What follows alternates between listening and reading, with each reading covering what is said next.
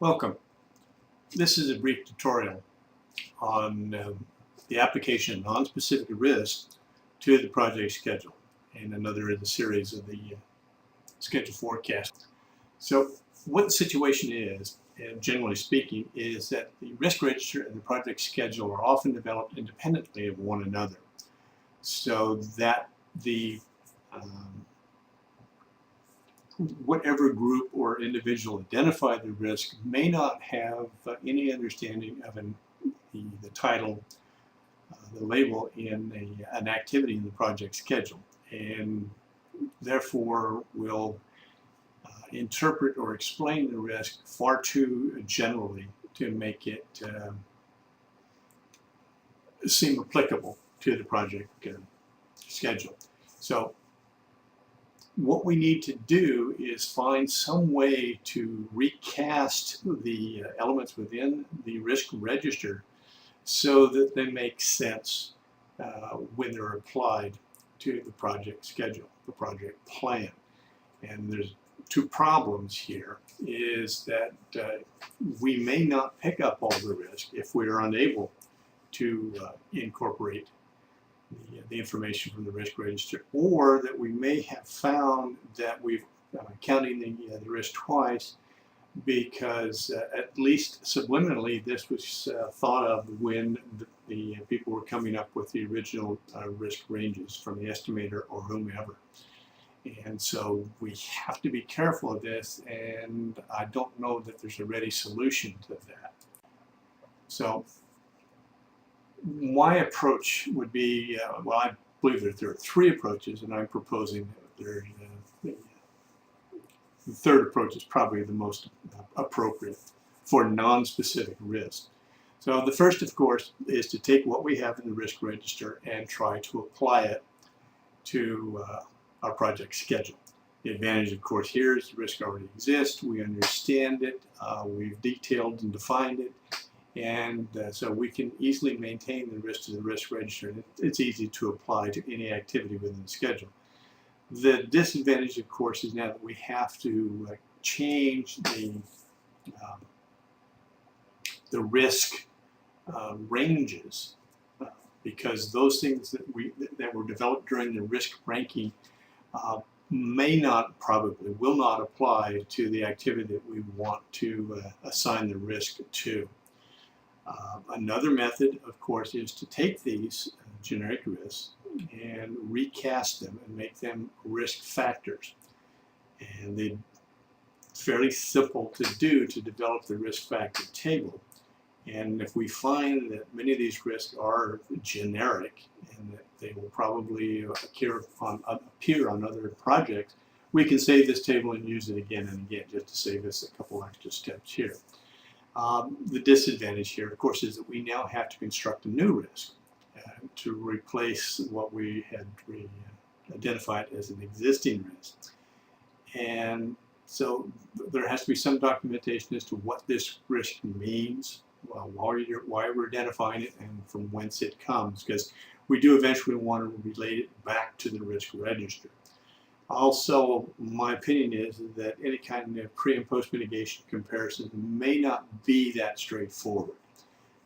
You will have to verify this for yourself. But this is what the element that I would submit is the better way to deal with the non-specific risk, and that's to create a risk activity. And the advantage, of course, here is that it fully models the understood risk.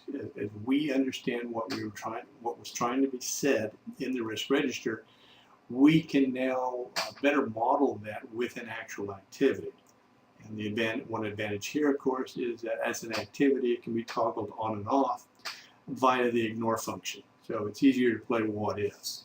The disadvantage, of course, now is we have to create an activity.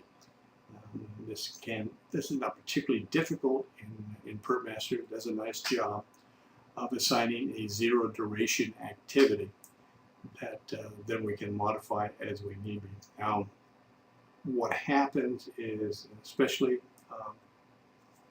during the course of an evaluation, is that we may revise the project schedule several times. So every time we bring that project schedule from P6 in the PERTmaster, we're going to have to add these activities. And one course of action would be to add these activities in the P6 schedule. Not sure that's the right way to do this, but it's definitely an option that you ought to look at, depending on how often you're going to deal with this. So these are the definitions, in case you have some question about the difference between a risk event and a risk factor. I assume that there's no problem with the idea of creating an activity. So a risk event is a discrete element here. It's something that may or may not happen, and it's really going to affect a specific activity. The risk factor is a more broad-ranging application of the risk, and it's usually done on a percentage basis, and it makes it much more fast and a little easier to use than a risk event. But it's a different approach at looking at the risk and what you should be aware of. This comes, this title, little table below of examples of risk events and examples of risk factors come directly from the PERTmaster Health section.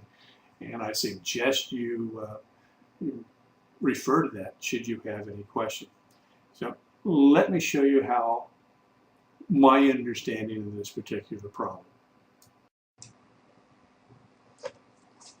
Okay, this is our project plan, as imported into PERTmaster. And I want to show you a couple things before we get too far into this. But I've created 3 activities. The right-of-way risk, the permitting risk, and the construction risk. And they basically evolved from the risk breakdown structure. Now, if you'll notice on the permitting risk and the construction risk, they're 0 duration. Well, when you create an activity in PERTmaster, you start with a 0 duration. I've just basically given a profile to the risk duration just to show you and to save a little time. But what happens here is we start now with the risk register. And what brings this all together, or what causes this, is when you look at the elements within the risk register, I find them to be just far too generic to be of any real value. They're a nice departure and certainly want to be maintained in the risk mitigation strategy or risk management strategy. So you're not going to ignore this information, only that I'm not sure it has any real relevance to what we're doing here with the schedule uncertainty. So just take these top 7 here were my 7 most severe, or had the highest scores, obviously. And we want to focus on those. Just something to show you is that in the RBS, they fall out pretty quickly as to whether the construction permitting the right-of-way. And that's where we came up with the risk activity. So we would have taken any of those activities that are right-of-way, not activities, any of those risks in the right-of-way, and put them with, it's fairly straightforward. I don't want to waste too much time. So just look at the description here. And what we're talking about here on number risk 13 is government and special interest properties. And what they're really trying to say here is that because these are governmental properties, or not private, then the time required to get to acquire these properties could be much longer than normal. And so that is a risk, and we want to identify it, we want to modify it or monitor it as possible. And the answer we came up with is aggressive lobbying. So now if we were going to assign those risks, so if we were to come over here, and I arbitrarily selected title work to do that, and we assigned the 3 risks that were identified as right-of-way risk.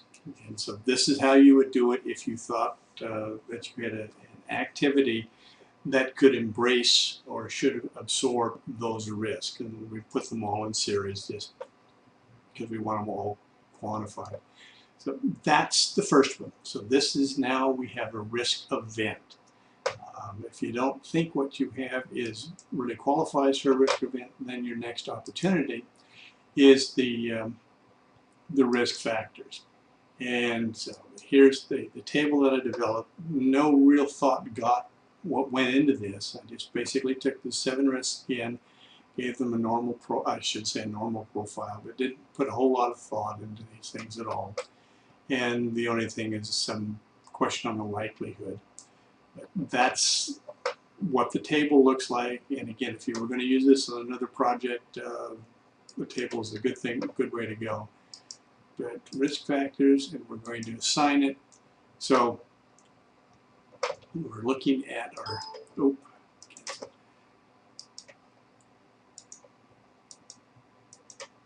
and you see that we've assigned the 3 of them to title work.